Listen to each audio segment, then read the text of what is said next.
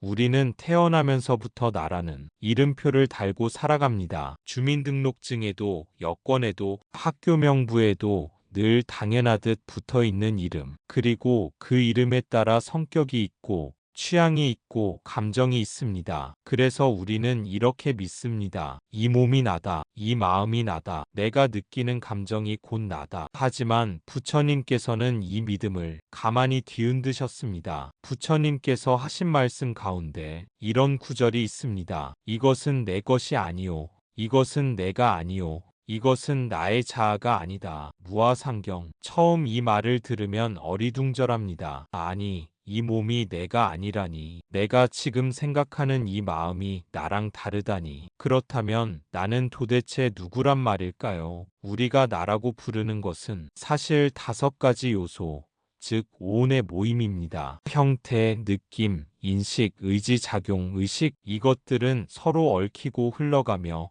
끊임없이 변합니다. 마치 강물처럼 한순간도 같은 모습으로 머무르지 않습니다. 그런데 우리는 이 강물 한 줄기를 나라고 붙잡아 놓으려 합니다. 그리고 그 강물이 조금만 흐름을 바꾸어도 불안해하고 괴로워합니다. 예를 들어봅시다. 오늘은 기분이 좋고 에너지가 넘칩니다. 아, 이게 나야. 나는 활기찬 사람이야. 그런데 내일은 이유 없이 마음이 무겁습니다. 그 순간 우리는 스스로에게 묻습니다. 왜 이렇게 됐지? 나는 원래 이런 사람이 아닌데. 바로 여기서 괴로움이 시작됩니다. 내가 변하고 있다는 사실을 받아들이지 못하기 때문입니다. 부처님께서는 무아를 깨닫는 것이 해탈로 가는 중요한 길이라고 하셨습니다. 무아란 나라는 것이 실체로 존재하지 않는다는 가르침입니다. 그렇다고 해서 나라는 존재가 아예 없다는 허무주의는 아닙니다. 단지 우리가 붙잡고 있는 나라는 관념이 고정된 실체가 아니라는 뜻입니다. 부처님은 이렇게 말씀하셨습니다. 형태는 무상하니 무상한 것은 고이며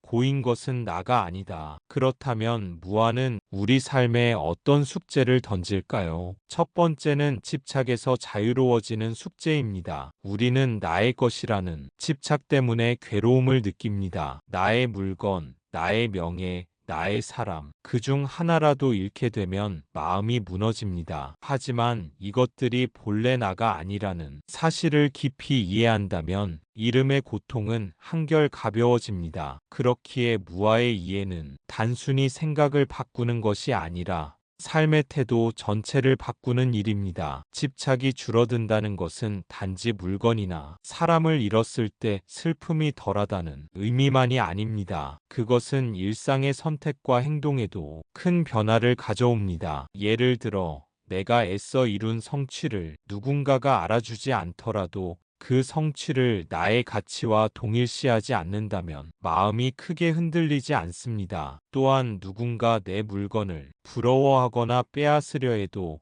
그것이 내 존재 자체를 위협하는 일로 느껴지지 않으니 불필요한 분노도 줄어듭니다. 우리가 소유라고 부르는 것은 사실 잠시 맡아두고 있는 것에 불과합니다. 몸도 재물도 관계도 심지어 생각과 감정조차도 언젠가는 흘러가고 바뀝니다. 집착을 내려놓으면 잃을까봐 불안해하는 마음에서 벗어납니다. 그러면 현재를 더 온전히 누릴 수 있게 됩니다. 사람과의 관계에서도 그 사람이 내 곁에 있어야만 내가 행복하다는 생각 대신 함께 있는 지금 순간을 감사하게 됩니다. 이렇게 되면 사랑도 훨씬 자유로워집니다. 붙잡으려 하지 않고 떠남을 두려워하지 않는 사랑은 상대에게도 편안함을 줍니다. 또한 집착이 줄어들면 삶의 속도가 한결 느긋해집니다. 서둘러 무언가를 채우려 하지 않고 지금 가진 것 안에서 만족을 느끼게 됩니다. 이 만족은 외부 환경이 아니라 무아를 이해한 마음에서 생겨납니다. 이것이 나다라는 생각이 옅어질수록 세상과 나를 구분짓는 경계도 옅어지고 그만큼 두려움도 줄어듭니다. 결국 무아의 가르침은 우리에게 묻습니다. 너는 무엇을 그렇게 움켜쥐고 있는가? 그리고 조용히 알려줍니다. 그것을 놓아도 너는 여전히 너다. 두 번째 숙제는 타인을 이해하는 시선입니다. 내가 고정된 존재가 아니라면 타인도 그렇습니다. 오늘은 나를 힘들게 한 사람이 내일은 나를 도와주는 사람이 될 수도 있습니다. 사람의 말과 행동은 변하고 마음도 변합니다. 이 사실을 이해하면 미움도 오래 머물지 못합니다. 그래서 무아의 눈으로 타인을 바라보면 우리는 그 사람을 한순간의 모습으로만 판단하지 않게 됩니다. 누군가가 오늘 내게 상처를 주었다고 해서 그 사람이 평생 나쁜 사람이라고 단정하지 않게 되는 것이지요. 그 순간은 분명 힘들었지만 그 사람 역시 감정의 파도 속에 있었을 수 있고 사정이 있었을 수도 있습니다. 마음이 변한다는 것을 알면 한 번의 실수나 상처를 이유로 그 사람 전체를 미워하는 일이 줄어듭니다. 이 시선은 관계를 부드럽게 만들고 대화를 열어줍니다. 우리가 타인을 고정된 모습으로 붙잡을 때 갈등은 오래갑니다. 저 사람은 원래 저래 라는 생각이 굳어지면 그 사람을 대하는 태도도 바뀌지 않기 때문입니다. 하지만 무아를 이해한 사람은 상대의 변화 가능성을 믿습니다. 변화를 믿는다는 것은 그 사람에게 다시 기회를 줄 수 있다는 뜻입니다. 물론 이것이 무조건 용서하고 아무 경계도 두지 말라는 말은 아닙니다. 부처님께서도 자비는 지혜와 함께 해야 한다고 하셨습니다. 상대가 계속해서 해를 끼친다면 그로부터 거리를 두는 것도 자비입니다. 다만 그 거리 두기가 미움에서 비롯된 것이 아니라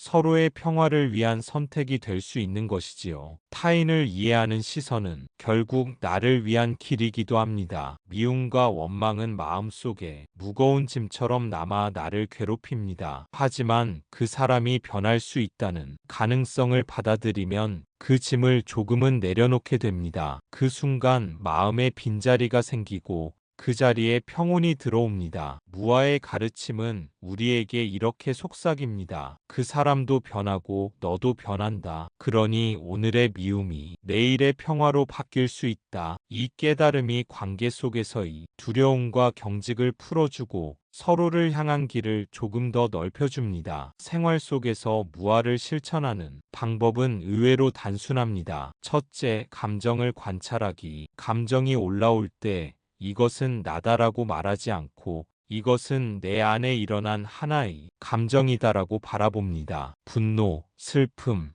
기쁨 모두 마치 하늘 위를 지나가는 구름처럼 두었다가 흘려보냅니다. 감정을 관찰한다는 것은 감정을 억누르거나 부정하는 것이 아닙니다. 오히려 그 감정을 있는 그대로 인정하고 그 속성을 살펴보는 과정입니다. 예를 들어 슬픔이 찾아왔다면 그것이 어디에서 비롯되었는지, 몸과 마음에 어떤 변화를 일으키는지를 차분히 느껴보는 것입니다. 마치 연구자가 현미경을 들여다보듯 감정을 분석하는 것이 아니라 그저 바라보는 태도를 가지는 것이 핵심입니다. 이때 중요한 점은 감정에 이름을 붙이는 것입니다. 아, 지금 나는 화가 나고 있구나. 지금 마음이 답답하구나. 이렇게 이름을 붙이면 감정과 나 사이에 거리가 생겨 그것에 완전히 휩쓸리지 않게 됩니다. 거리 두기는 감정을 무시하는 것이 아니라 그것과 나를 구분하여 객관적으로 바라보게 만드는 힘을 줍니다. 관찰을 이어가다 보면 감정이 영원하지 않다는 사실을 자연스럽게 깨닫게 됩니다. 처음에는 강하게 밀려오던 화나 슬픔도 시간이 지나면 사라집니다. 그 변화의 흐름을 직접 경험하면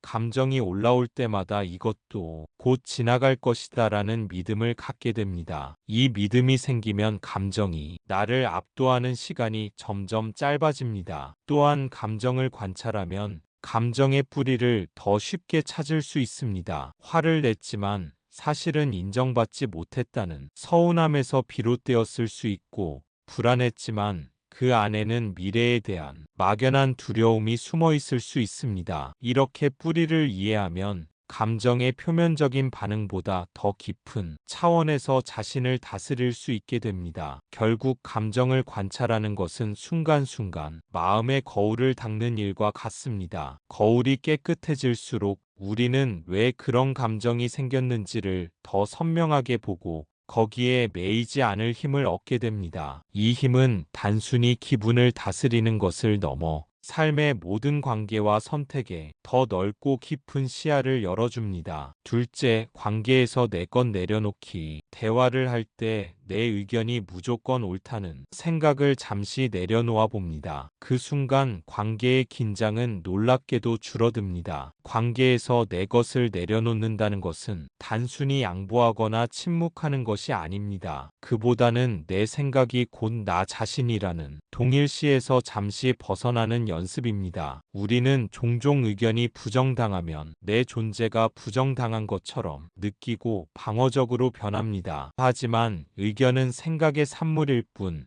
생각은 언제든 변할 수 있는 흐름이라는 것을 이해하면 마음이 훨씬 부드러워집니다. 상대의 말을 끝까지 들어주는 것도 중요한 실천입니다. 그 사람이 무엇을 말하는지, 어떤 감정을 담고 있는지를 온전히 듣다 보면 그 속에 담긴 의도나 배경이 보이기 시작합니다. 그 과정에서 맞다와 틀리다라는 이분법이 조금씩 옅어지고 서로의 시선에서 세상을 바라볼 여유가 생깁니다. 또한 내 주장을 내려놓는 순간 관계의 힘의 균형이 달라집니다. 대화를 싸움이 아닌 탐구로 만들 수 있습니다. 누가 옳은가가 아니라 어떻게 하면 더 나은 이해에 도달할 수 있을까라는 질문으로 바뀌는 것이죠. 이때 대화는 서로를 이기는 자리가 아니라 함께 배우고 성장하는 자리가 됩니다. 물론 모든 상황에서 무조건 내 입장을 포기하라는 뜻은 아닙니다. 중요한 가치나 원칙이 걸린 문제라면 분명히 입장을 지켜야 할 때도 있습니다. 다만 그조차도 내가 반드시 이겨야 한다는 집착이 아니라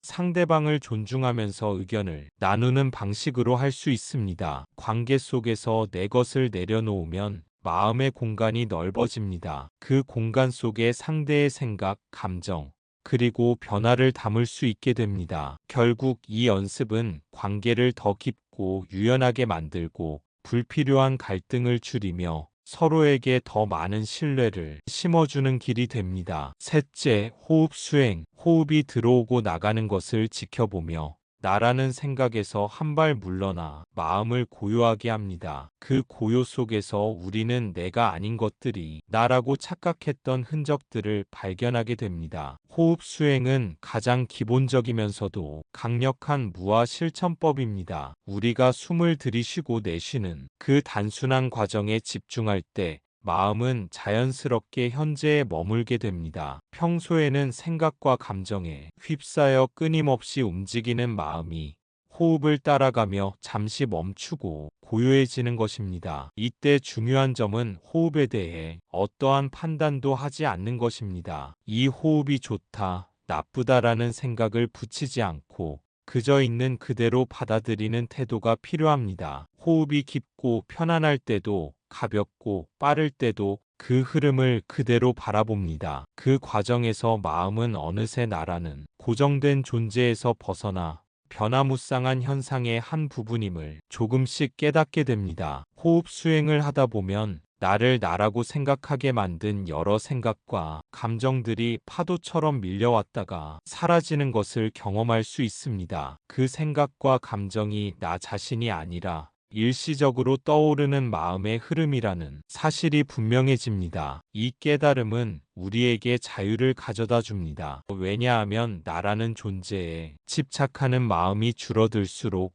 고통도 함께 줄어들기 때문입니다. 또한 호흡은 언제 어디서든 할 수 있는 수행이기에 일상 속 스트레스나 불안이 찾아올 때마다 즉시 마음을 다스리는 도구가 됩니다. 잠시 눈을 감고 호흡을 바라보는 것만으로도 마음의 평화를 얻을 수 있습니다. 이렇게 작은 순간들이 쌓이며 우리는 무아의 진리를 몸으로 체험하게 됩니다. 호흡 수행은 나를 찾아가는 여행이자 나를 내려놓는 연습입니다. 그 안에서 우리는 나라고 믿었던 허상을 하나씩 벗겨내고 진정한 평온과 자유를 만납니다. 무아를 깊이 깨닫는 것은 하루아침에 되는 일이 아닙니다. 하지만 그 씨앗을 심는 순간 우리의 삶은 이미 달라집니다. 집착이 조금씩 풀리고 마음이 조금씩 가벼워집니다. 마지막으로 부처님의 말씀을 전하며 마무리하고자 합니다. 형태든 느낌이든 인식이든 의지작용이든 의식이든 그 어느 것도 나가 아니다. 이것을 있는 그대로 보아 알 때